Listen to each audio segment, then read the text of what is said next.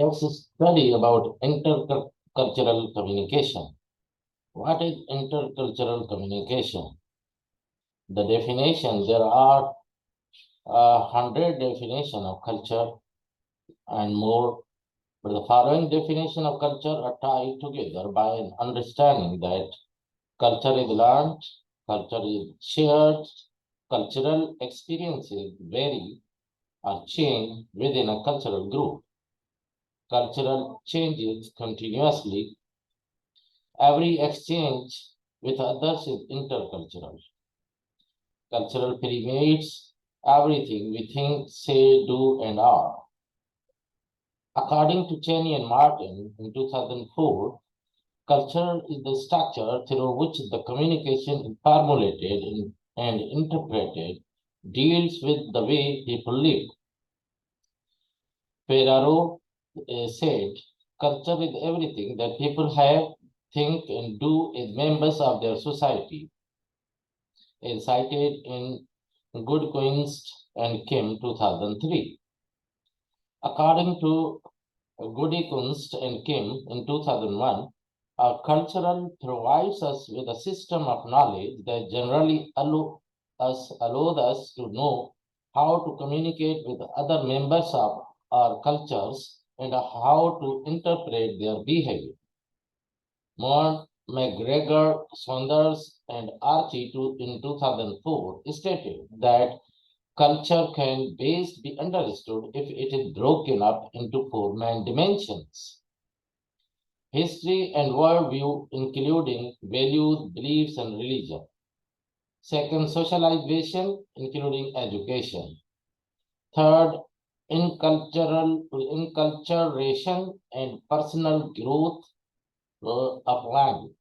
And fourth, nonverbal communication. However, Hofstede said that culture is the collective programming of the mind which distinguishes the member of one human group from another, as cited in Dever 2005. However, Windschuttle and Elliott in 1999 stated that a culture is a shared system of behaviors, values, beliefs, attitudes, manners, symbols, and assumptions. There are various aspects of intercultural communication. The first aspect is the unspoken rules. This can be defined as life is made up of hundreds of unspoken expectations and ways of behaving, even within the same ethnic and linguistic background. The culture will be distinct from one family to another. However, individual behavior also depends on the context and other individuals with whom the interaction is taking place. Another characteristic or aspect is understanding culture. Understanding culture is about being conscious of what we do every day without even thinking about it. The key to understanding culture is the recognition that culture is transmitted and maintained solely through learning, inculturation, and group interaction. It is stated in Dever in 2005. The third principle or aspect is iceberg analogy of culture. This is again a theory. It is divided into particularly two main streams: one external culture, second internal culture. External cultural, based on language, customs, typical food, dress, that might be acquired through observation, education, training, and can easily learned and can be changed. However, internal cultural can be followed the values, ways of thinking and perceiving nonverbal communication. It may be overtly learned, formal education, or implicitly learned through socialization. May be based on influences, motivates, or behavior. Another aspect of intercultural or cross-cultural communication is the ethnocentrism. Ethnocentrism is the belief in the superiority of one's own culture, as mentioned by Guffey in 2001. However, it may be judging others by their own values and can often provide results in stereotypes.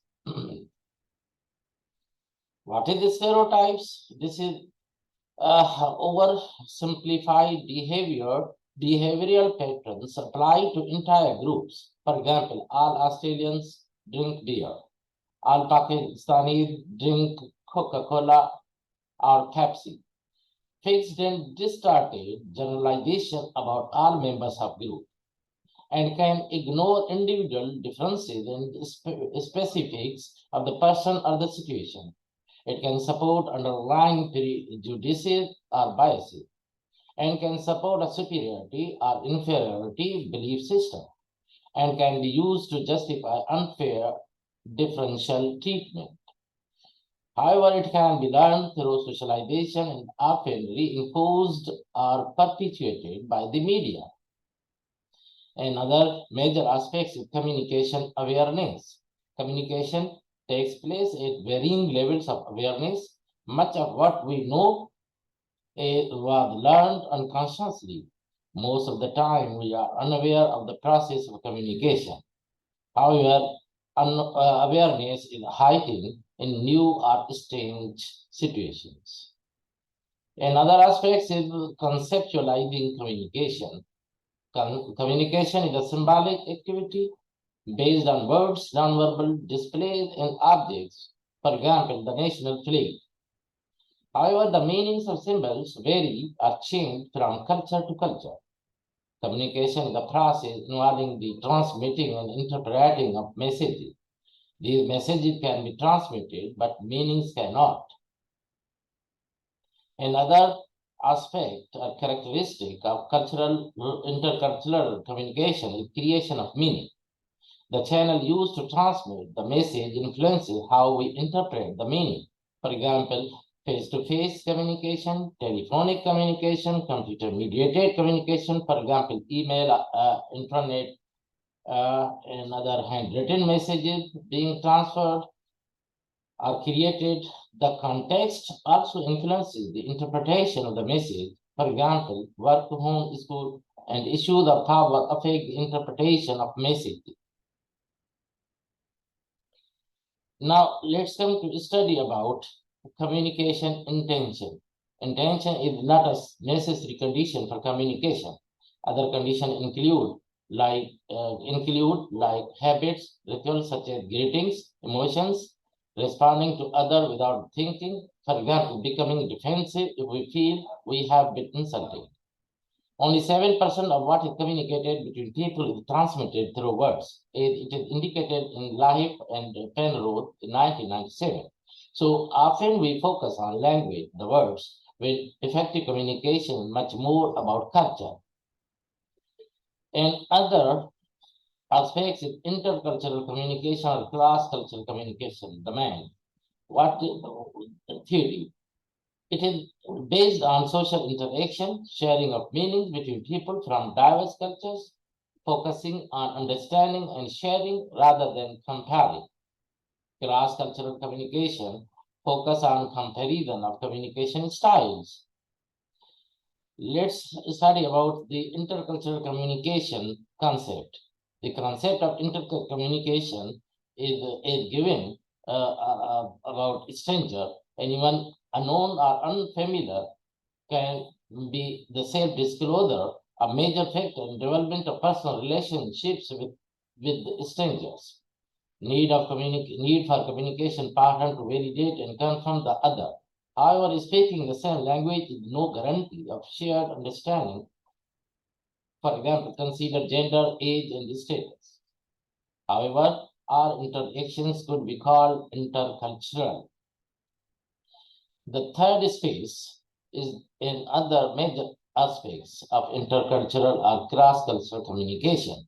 Effective communicators step outside their own culture when communicating, taking on a third space perspective, describe the possibility for negotiated reimagining of cultural identity. And identity is constructed and deconstructed. Removal of us versus them distinctions that requires mutual commitment and need to find common ground. There are various strategies for effective intercultural communication. These effective strategies are: number one, resist stereotypes, resist assumptions, recognize own cultural position, develop empathy, communicate respect, be aware of nonverbal communication, aim for clarity, the messages, and recognize and rectify mistakes. However, the summary of this lecture is: to develop intercultural communication competence, we need first to understand the concept of culture, compare cross-cultural communication with intercultural communication, be aware of ethnocentrism, stereotypes, and other barriers to communication that should aim for third space communication.